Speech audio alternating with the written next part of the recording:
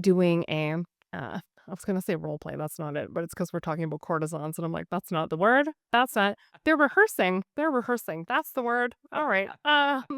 They're rehearsing this play. He said, "Well, what is it all about?"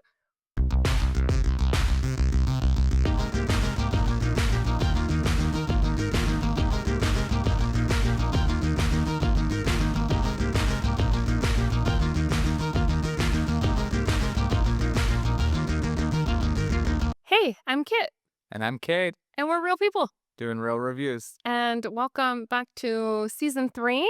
We are covering stories that stick. These are the pieces of cinema that have shaped our perspective on how we rate and review movies. What is the theme for today? So the theme for today is love triangle, Mm. and of course, in true fashion, you go first, ladies first. Okay, thank you. Yeah, I chose Moulin Rouge for my choice, which I love, and I think it still slaps. I know it's a little bit of an older movie, but Yeah. it's still out there. It's still good. Yeah. Okay. Why did you choose it? Okay.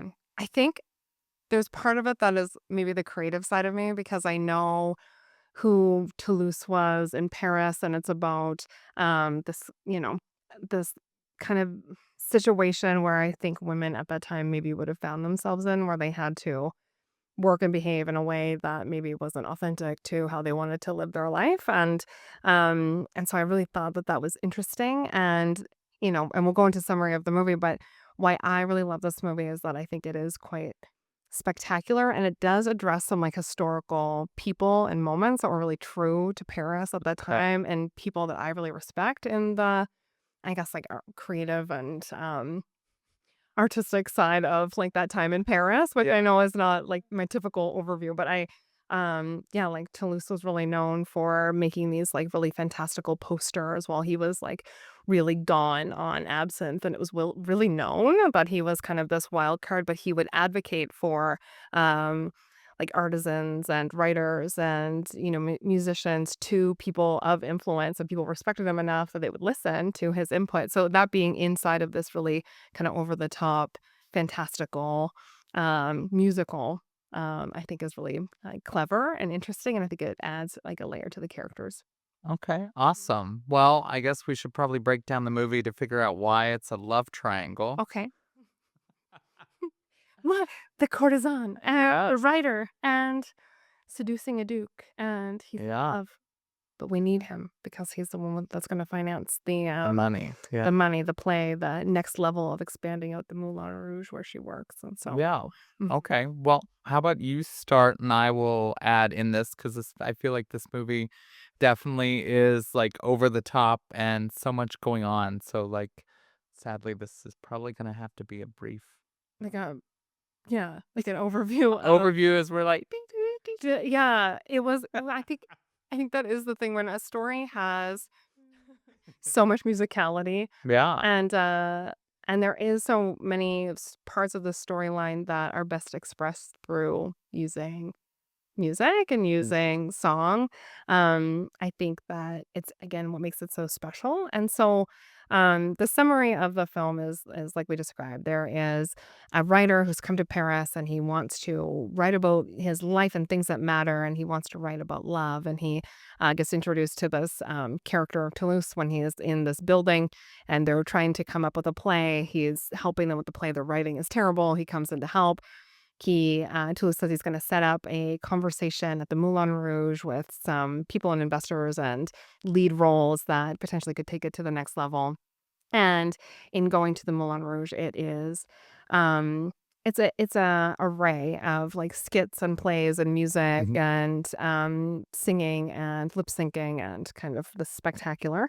And it has a brothel that is a big part of what they do. And the lead courtesan, he sees her in this moment where she's singing, and instantly falls in love. Tries to chat with her. She's confused because she thinks it's a duke where she is contracted to go and speak to him about financing their next play. So she is meant to seduce him and get the contract. And the writer comes in. She's trying to seduce him. It's hilarious. That for me, is probably one of the best parts where she's just Nicole Kidman's just throwing herself all over the floor and just Rolling around in, like, the rugs and, like, yeah, trying to seduce this writer who's like doing some cat and cows down there and, like, whipping her hair around. and the writer's just like, "So the play is about this." And he's like, "What's He's like, happening?" "Wait, let me tell you about it." And she's like, "Oh, "Oh, yeah. Tell tell me all tell about me it." about it." And he's like, "No, actually, like, I wrote this play." And then she realizes, "Oh my gosh, this isn't the Duke. This is just this poor writer who can't help the Moulin Rouge. This is the contract." The Duke shows up. She's like, "Oh my gosh." He almost catches them in this room together and talks to the Duke, notices that just kind of being funny. And she's like, "I think I maybe instantly am falling for you. And this is going to be too much for me to seduce you this moment." He knocks on the door. He sees the writer in there. She said, We're immediately kind of doing a I was gonna say role play, that's not it, but it's because 'cause we're talking about courtesans, and I'm like, "That's not the word. That's not." They're rehearsing. They're rehearsing. That's the word. All right. They're rehearsing this play. He said, "Well, what is it all about?" Then all of these characters kinda start sliding in and talking about the spectacular spectacular, which is a love story between, a woman, falling in love with this, poor sitar player, and, she really wants to be with the Maharaja, and, how does this gonna play out? And really it's advocating for they're gonna do a play about the scenario that they're in, Mm, and which is happening in real time as they're starting to rehearse yeah, and build out the Moulin Rouge, which is fun, and, we go from there. What makes I think the storyline kind of silly and fantastical is how spectacular every single song choice is, yeah, and none of the song choices are really a lovely ballad. Everything is kind of really extreme and over the top, and the sets are quite bright and, fantastical too. Mhm. yeah, everything's over the top. Mhm. The drama is that she's gonna die. So all of this love, all of this energy, all this money Mhm. being poured towards this one, talent is that she is, and she doesn't know until kind of closer to the end that she's dying and that she will die. And the choices that she's making for her life. And there's the dark part for you. Well, I mean, I can't just be like, and it was so And then here's a love story, cute. and then there's death. Yeah. And then there's death and ruin and people are destroyed. Isn't that what love is? I think there's so many parts of this movie that I think are so iconic. I think that Satine and Nicole Kidman playing it is so amazing. I think Mm, the sets are something that, who hasn't been to a Moulin Rouge, like, theme party, and it's never just like the actual Moulin Rouge in Paris, which is actually quite classy and a windmill, and it's always kind of this over the top with boas and sparkles and glitter and crazy sets. But I feel like when it comes to why this movie is so interesting is that they open it up with this quote, which is the greatest thing you'll ever learn is just to love and be loved in return. And this is mm, the choice of like the basis of us as humans trying to make decisions that are good for everyone else. And that's really what she's trying to do. What's good for me financially, what's good for the Moulin Rouge. I really wanted to be a star with my life. This is what I've wanted. Now I'm going to die and not maybe be a star. And how awful, would that yeah. be to live my whole life towards this goal and not hit it? And So then she, you Mhm. know, ends up choosing love. She Yeah. does. Love wins. That's the summary. I think for me, I think the a good takeaway, at least in that, is, Mhm. you know, no better good story than real life. Yeah. Obviously, it's not real life, but Mm. they're making a play about the life or the situation that they're currently in, and how they take that and run with that. And I feel like that's always kind of like the best stories always come out of like actual events that have happened. Mhm.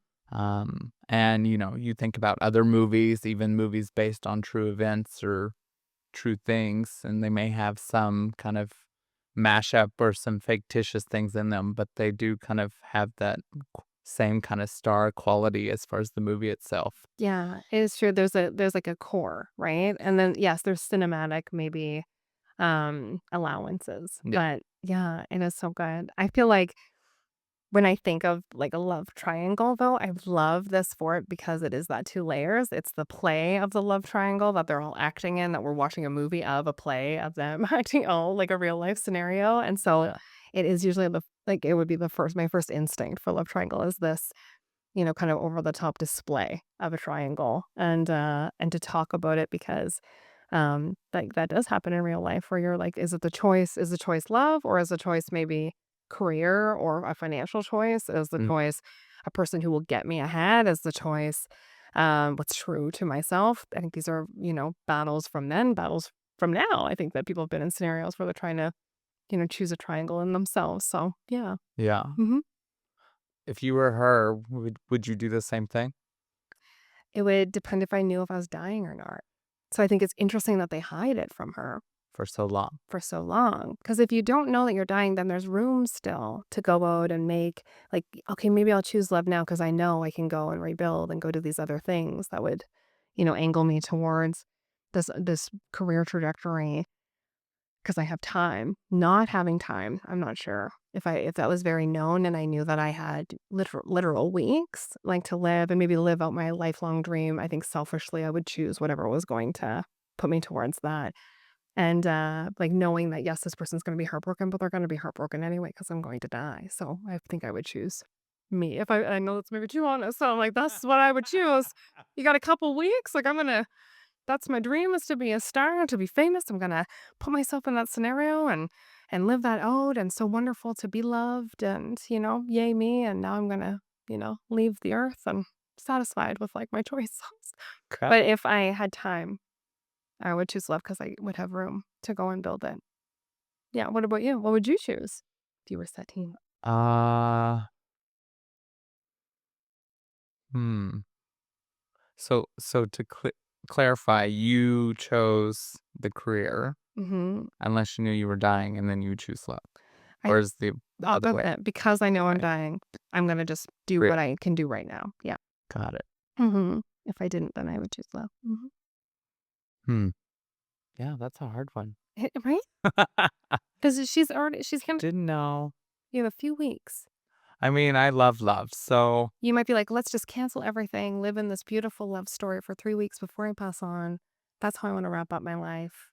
That feels good. Yeah, that seems like something you would do, yeah.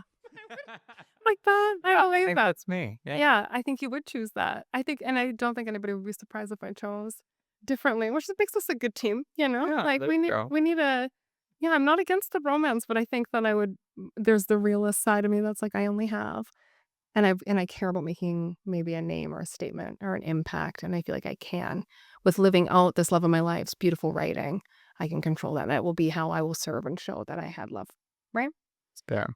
And because 'cause it'll advance him. Because after I go, As well as you have the legacy, because 'cause you're like, yeah, it's adding "That one what? time." Yeah, Yeah. yeah, Yeah, I see it, I yeah, see it now. like, you're like, Yeah, okay, you're still showing love by doing it, advancing everyone, caring about everybody, yeah, but also, yeah, being realistic. I don't think I would just lay under the stars and be in the sheets and have this wonderful, like, love story before I pass on. I'd be like, I need to do and advocate, yeah, yeah. and set people up around me. Mhm.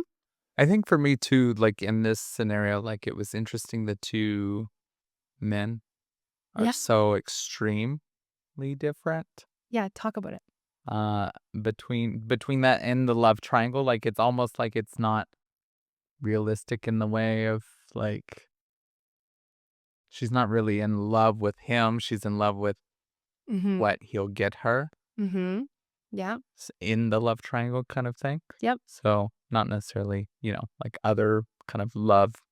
Yes, where she can see a benefit in each romantically and Yeah. kinda decide based on missing Not pieces. really, like, in love with him, Mm. like the You're like, "Let me just talk it out. yeah. Let Let me me just tell you what love is real quick. yeah. This man is not he's in love with her, she is not in love with," and it's interesting because we are talking everything from her standpoint. Mhm. When the lead in this is not like, yes, she's one of the leads, but it's from the writer, Right. and still, that's how much, like, this because of the angle of this conversation is triangle, it's based around her, and really it's about the writer trying to have something worthwhile to write about, which nothing is better to write about than love, and, so really, he's True. going to her 'cause he gets something. Mm. So you're seeing that from him, but he's getting from her because he's penniless writer, came there, she's gonna bring him to the moon. Well, I mean, the same could be true by the dupe too. Yeah, Like he's gonna, yeah, have this pretty thing. this item. Yeah, So then, he's collecting it. so why do we feel more romantic? Because she has romantic feelings back about the writer? Where do you think the romantic connection comes from? Well, I think that where it lands in the movie is probably because of the music Mm, and the ad in there as far as just, you know, talking about feelings in song form, yeah, um, is probably where it lands, probably for me, yeah, at least. yeah, that connection point. Yeah. Because I don't necessarily know if it would land or if we would have the same feeling if they just talked Yeah, I don't to think each other, so. I you don't know? I think I agree with you. I think it's where the romance comes in is that he's looking at her and being like, "It doesn't really matter that you're a courtesan. Like, I just feel this very powerful, like, draw towards you, and I'm gonna sing about it." Yeah. And she's like, "Okay, but I still am, though." And he's like, "Okay, but Right? we're gonna do something so that we can spend some time together with you not in that position." How This movie would be a lot longer if they didn't sing. You're you're not you're not wrong. You're not wrong. I love that though. It's such a great point because so many musicals, people say that they're longer because of the music, but this would be, yeah, you're right though. To, like, That get the background or the feeling behind it, mhm. like, the amount of dialogue that they would have to go through, I Yeah, think would be significantly longer than singing songs. I agree with you. I was thinking about that with there's a scene where they sing Roxanne and it's a tango and Yeah. they're really showcasing like how scary and awful it is because of course up until that point it's very glamorized that we're in this brothel and then they sing Roxanne in this way of like how actually dangerous it is and the position that women are in at this time in Paris and working there and that all it took was one song to be like, oh, and like how it was. I'm like, I have goosebumps thinking about it. Like, huh? It's so good. Also, I love that song. But yeah, it's very, it can, yeah, it's succinct and concise on how um, how powerful putting music in this way can add to the story and move it forward. And we've seen that in other movies, we've seen that with, like Chicago and things like that, where you're like, there's no better way to tell these stories. And you can also do little winks and innuendos within music too, to be like, oh, that person's innocent. And you can tell because of this and this, and nothing's really said, but then you get to, yeah, kind of feel and move along with the story in that way. Okay. So you're right. Yeah. What are your thoughts on musicals in general?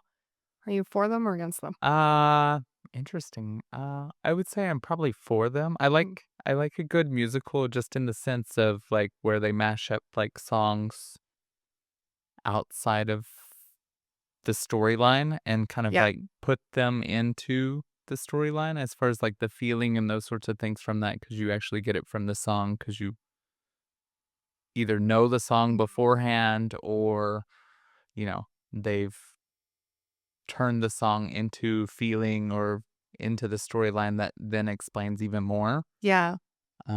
which is always really cool because I can think of, like, what is that, Strawberry Hills? Or, Uh, the the Beatles the one? Beatles Across one, the Universe. Across Yeah. the Universe. Strawberry Uh, Fields. yeah, That song. Yeah. yes, Where you're like, that "Oh same gosh." thing. Yeah, But yeah. Mhm. yeah, what would you say as far as in this movie, so many songs that going on in that and, like, all over the place. Mhm. Was there a favorite for you?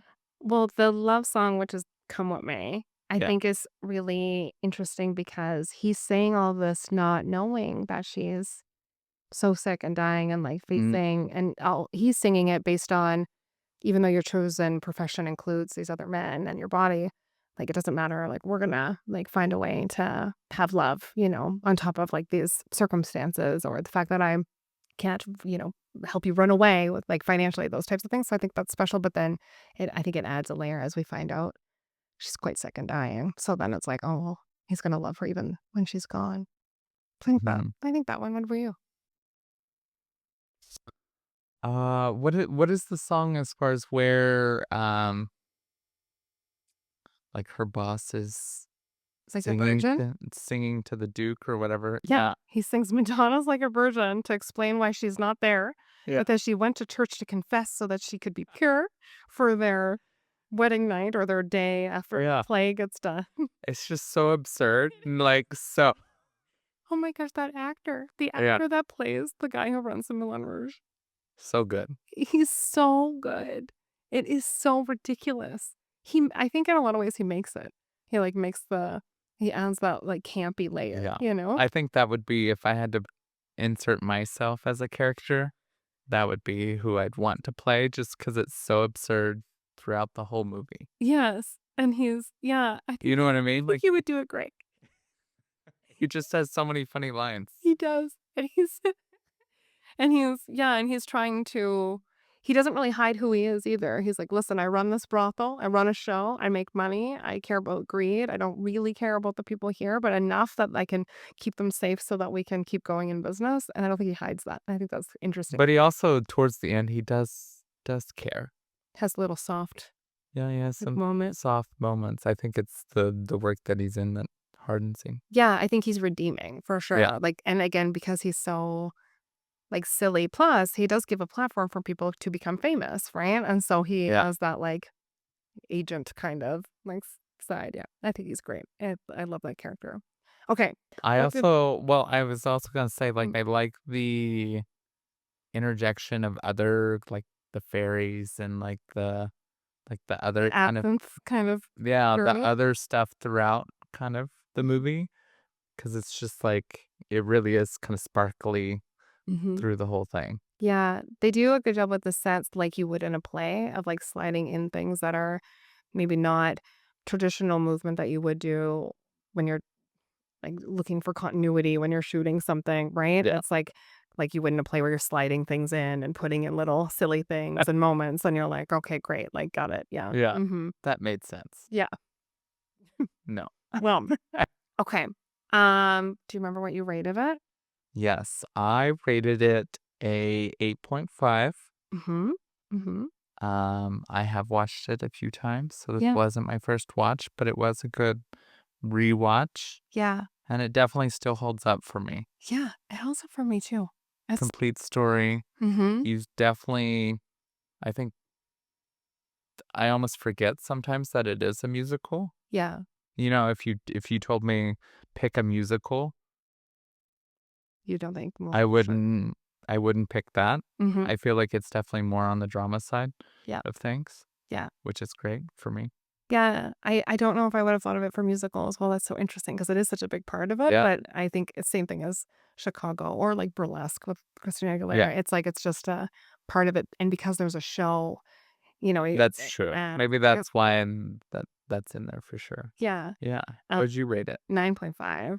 It's a high one for me, obviously, it was my pick, it's also I would say it's in my top 5 of all-time favorite movies, I just think that it covered a lot Yeah. of bases for me. Yeah, I love the use of color, I love the characters, I love like I said, I love that little wink towards, like, some history. I love Okay. that it's talking about real creatives. I think that yeah, I just think that Interesting. I don't I feel like we're watching a lot of your top 5s, all 5 maybe. maybe. I'm gonna have to recap that later. I'm Wait, gonna note that to make sure to see if we actually got them all in. I know, I'm like, okay, if you're watching, comment below if you feel like, how come all of top 5 of my movies are here? I just maybe I made them, forced them into the theme. This one. This is how I wanted to watch it. This is how and where we are. This is how we get to talk about it. Okay. Um, well, thank you guys for watching. You can, of course, listen to us anywhere that you listen to podcasts. That would be Apple, Spotify, everywhere else. And if you're watching on broadcast TV, then continue watching. The next episode is coming up. Yes, and as always, please follow us on Instagram. It's at Cade Kit Hmm. for more real time shenanigans. Yeah, it is. It is just shenanigans. Okay, bye, everybody. Bye, guys.